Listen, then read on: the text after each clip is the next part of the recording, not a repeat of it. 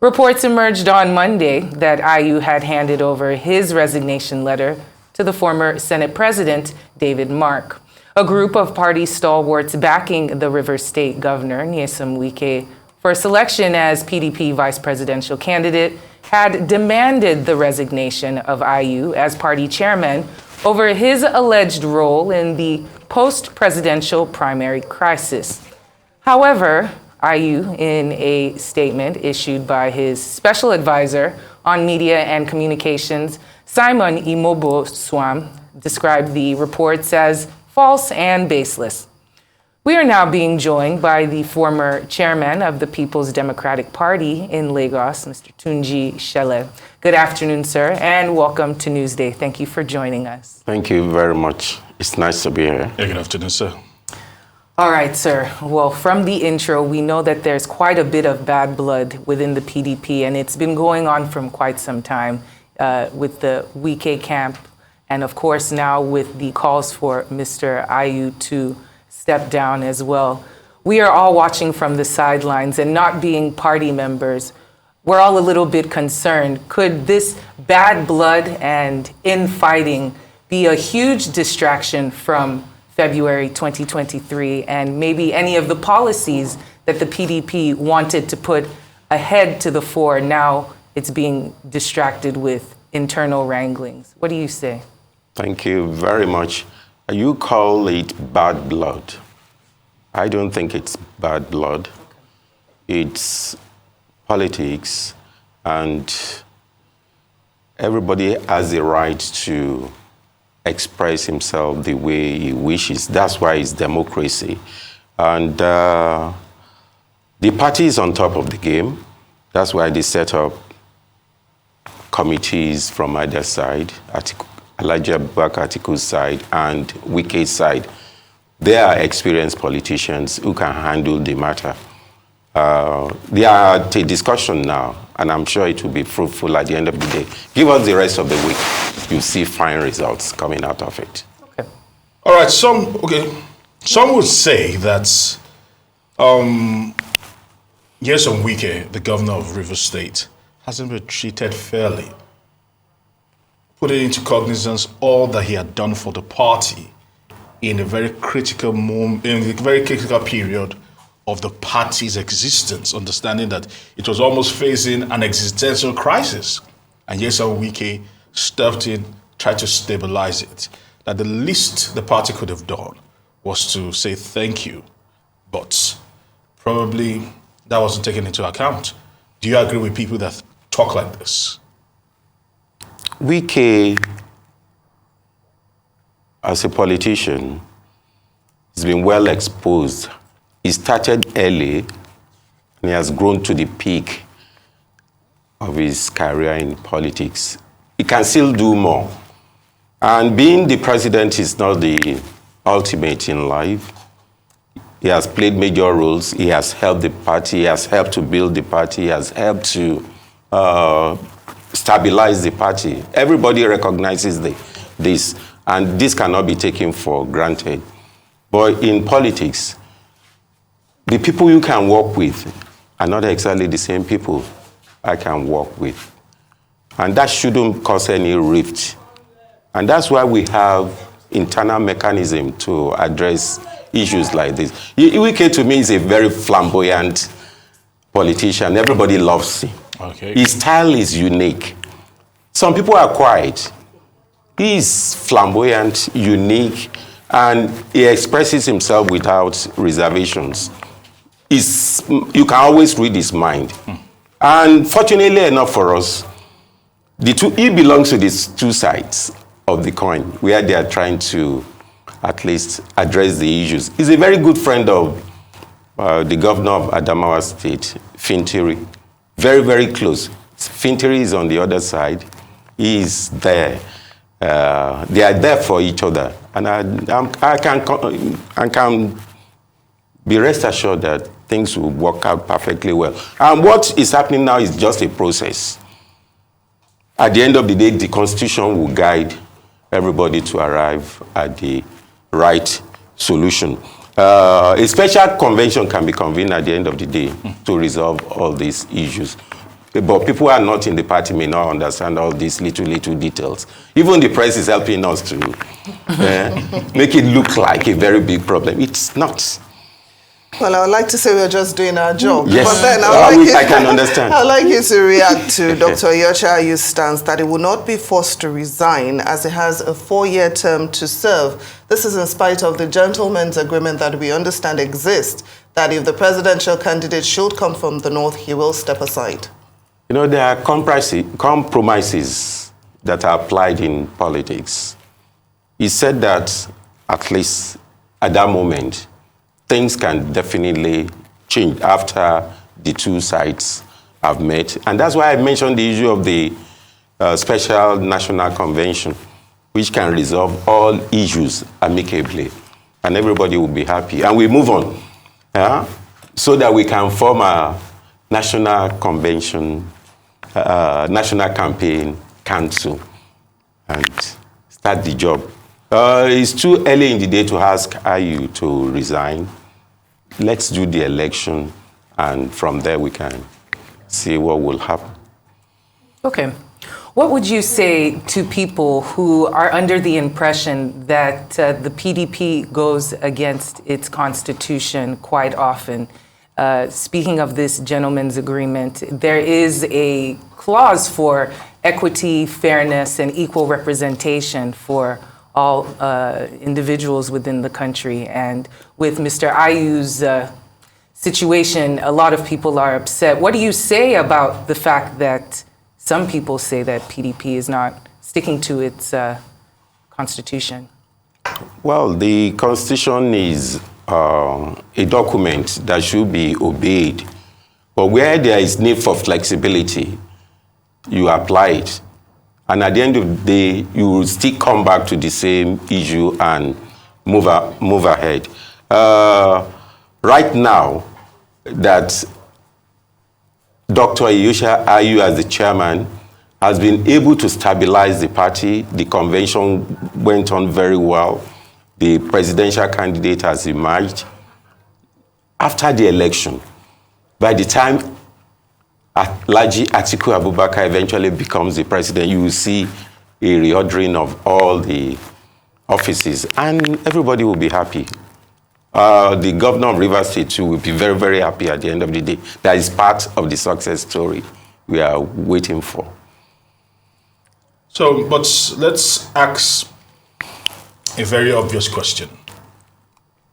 Can the PDP gather themselves in time to mount an assault in the 2023 general election, so much so that they can wrestle power back? Because people are saying time is of the essence. Thank you. Everything is working in our favor, in favor of PDP as of today. APC as a party, which is the ruling party, has done a lot of damage to the system, to Nigeria, to the economy, to security issues, education, health, and so on and so forth. So the country needs to be rescued. And who can do this? I think Alhaji Abubakar, with his wealth of experience, it will be difficult at the beginning. No magic can help solve all the problems of this country when a new leadership emerges. But it will be far, far better than what we have now. As of today, we don't know the difference between the central bank governor and the minister for finance. We don't know who is in charge. The leadership of the party is in disarray. So in this case of Alhaji Atiku Abubakar, with his wealth of experience, his exposure, his cosmopolitan nature, maturity, and state of mind, definitely we are ready to go. As at yesterday, the Lagos campaign office for Atiku and Okowa's campaign office is in place. It's only we are building up. It's a build-up towards that time. We have about a month or so to campaign proper. Yeah, thereabouts. And I'm assuring you, by the end of this week, the tide will have changed. and PDP will be ready to go into campaign proper with details and analysis of situation, how to manage the economy, how to manage agriculture, how to manage insecurity. People are working. It's not something we can start talking about on the pages of the newspaper and in the television house as of today. Now, at a time when the country is deeply divided along ethnic and religious lines, isn't it worrisome, that the leadership of the PDP is tilted to favor a particular zone?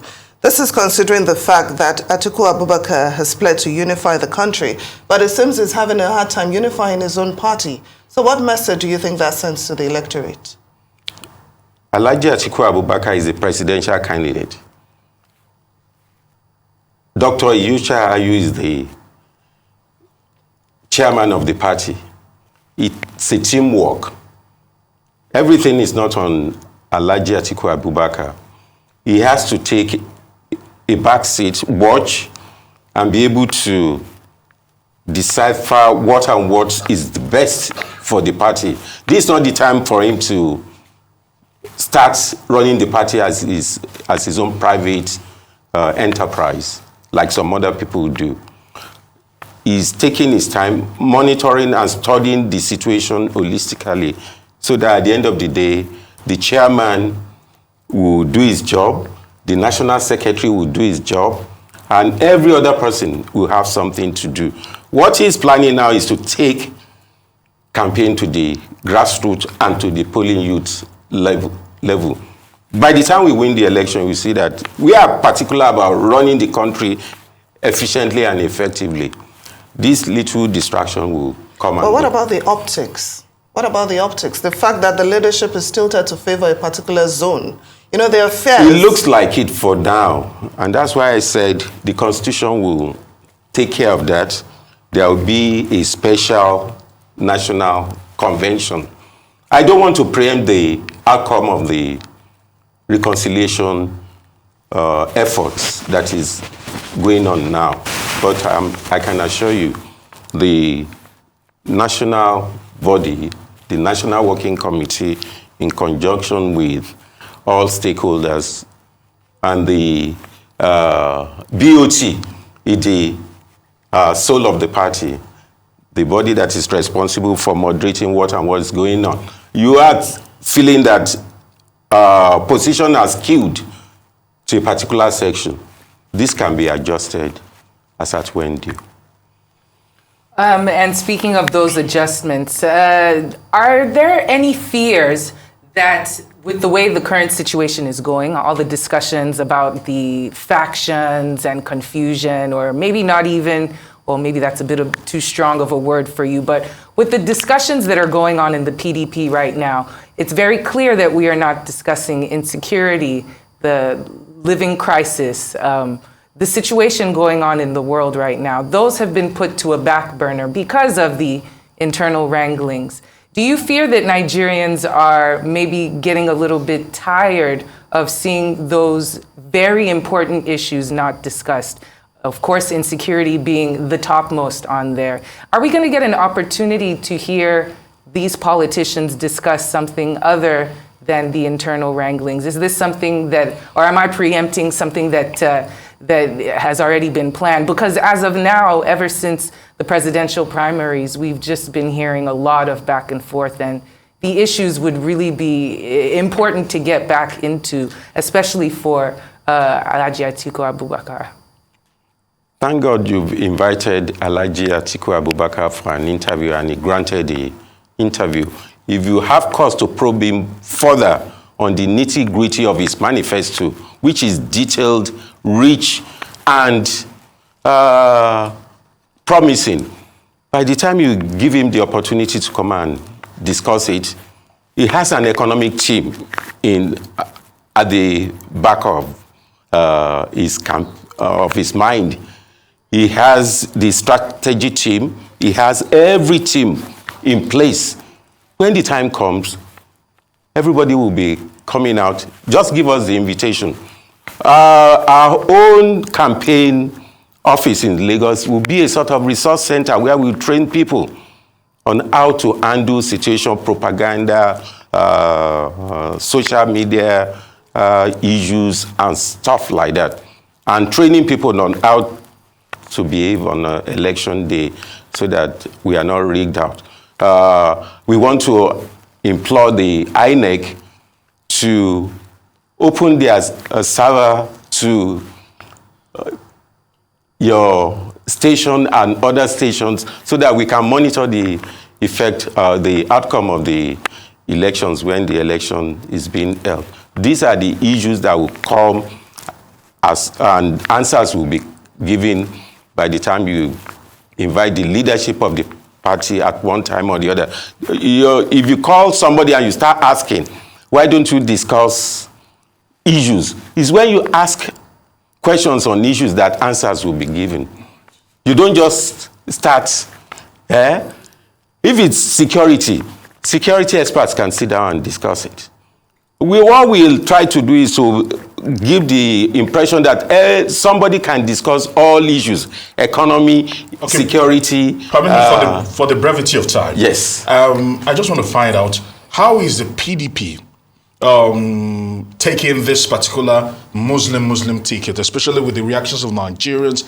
Is the PDP seeing it as a unique opportunity, or just give us your reactions to that, and how, and is it, and do you think that might just be the secret weapon, understanding that the PDP is more balanced as against the APC that have decided to go for the Muslim tickets?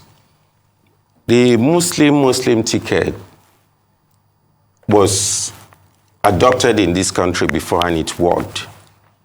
Abiola and his opponent, and King Ibe is.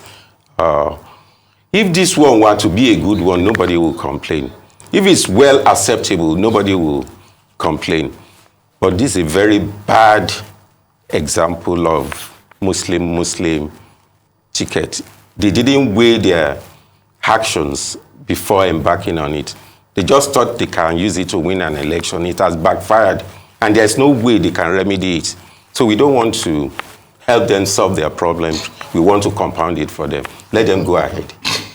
Well then, Captain, on that note, thank you so much for joining us this afternoon for such a great conversation. Thank you so much.